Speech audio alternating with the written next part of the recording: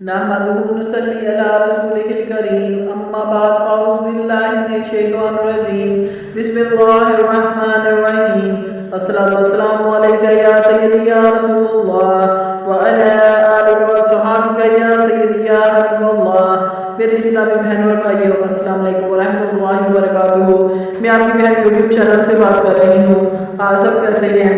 میں رب کعبہ سے دعا ہوں کہ وہ ہمارے گھروں میں خیر و برکت عطا فرمائے، کل بیماروں کو شفا دے، بے زروں کو زر دے، بے گھروں کو گھر دے، جو بے اولاد ہے انہیں صاحب اولاد کرے اور تمام پریشان حالوں کی پریشانیاں دور کرے، آمین۔ میری آج کی اسلامی ویڈیو 3 باتوں پر مبنی ہے۔ نمبر 1 سورۃ البقرہ کے 14 اور 15ویں رکوع کا ترجمہ۔ نمبر 2 3 احادیث مبارکہ۔ نمبر 3 چاند کی تاریخ۔ سب سے پہلے سورۃ البقرہ کے 14ویں رکوع کا ترجمہ۔ اور یہودی کہتے ہیں کہ عیسائی رستے پر نہیں، اور عیسائی کہتے ہیں کہ یہودی رستے پر نہیں، حالانکہ وہ کتاب الہی پڑھتے ہیں۔ اسی طرح بالکل انہی کی سی بات وہ لوگ کہتے ہیں جو کچھ نہیں جانتے، یعنی مشرک۔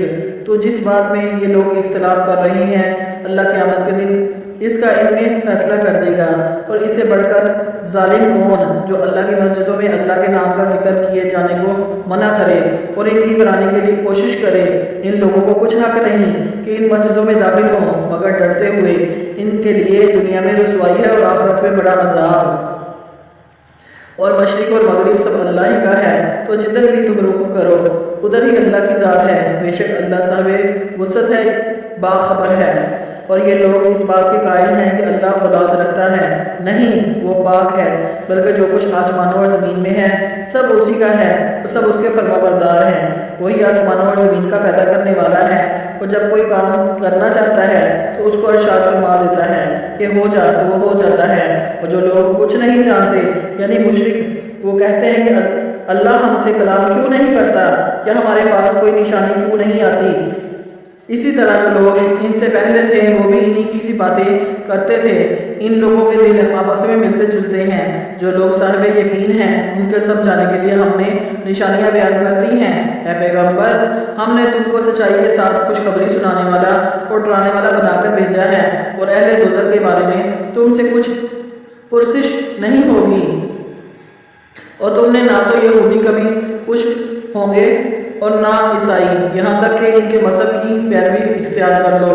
ان سے کہہ دو کہ اللہ کی ہدایت یعنی دین اسلامی ہدایت ہے، اور اے پیغمبر اگر تم اپنے پاس علم یعنی وحی الہی کے آ جانے پر بھی ان کی خواہشوں پر چلو گے تو تم کو اللہ کی پکڑ سے بچانے والا نہ کوئی دوست ہوگا اور نہ کوئی مددگار۔ جن لوگوں کو ہم نے کتاب عنایت کی ہے وہ اس کو ایسا پڑھتے ہیں جیسا اس کے پڑھنے کا حق ہے، یہی لوگ اس پر ایمان رکھتے ہیں، اور جو ان کو نہیں مانتے وہی خسارہ پانے والے ہیں۔ رکوع نمبر 15۔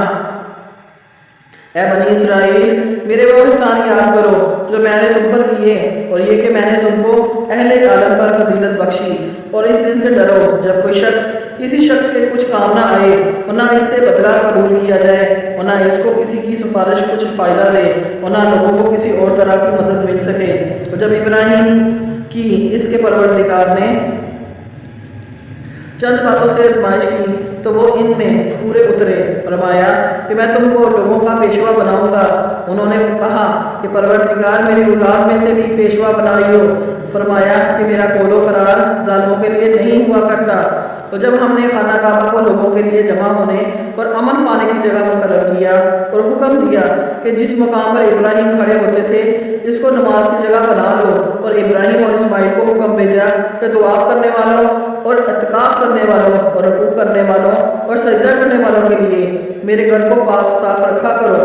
اور جب ابراہیم نے دعا کی کہ اے پروردگار اس جگہ کو امن کا شہر بنا، اور اس کے رہنے والوں میں جو اللہ پر اور روز آخر پر ایمان لائیں ان کے کھانے کو میوے عطا فرما، تو اللہ نے فرمایا کہ جو کافر ہوگا میں اس کو بھی کچھ مدت تک سمانے زندگی دوں گا، مگر پھر اس کو عذاب دوزخ کے بھگتنے کے لیے مجبور کر دوں گا، اور وہ بری جگہ ہے۔ اور جب ابراہیم اور اسماعیل بیت اللہ کی بنیادیں اونچی کر رہے تھے تو دعا کیے جاتے تھے کہ اے ہمارے پروردگار ہم سے یہ خدمت قبول فرما، بے شک تو سننے والا ہے، جاننے والا ہے۔ اے پروردگار ہم کو اپنا فرما بردار بنائے رکھیو اور ہماری اولاد میں سے بھی ایک گروہ کو اپنا حکم بردار بنائیو، اور پروردگار ہمیں ہمارے طریقے عبادت بتا اور ہمارے حال پر رحم کے ساتھ توجہ فرما، بے شک تو ہی توجہ فرمانے والا مہربان ہے۔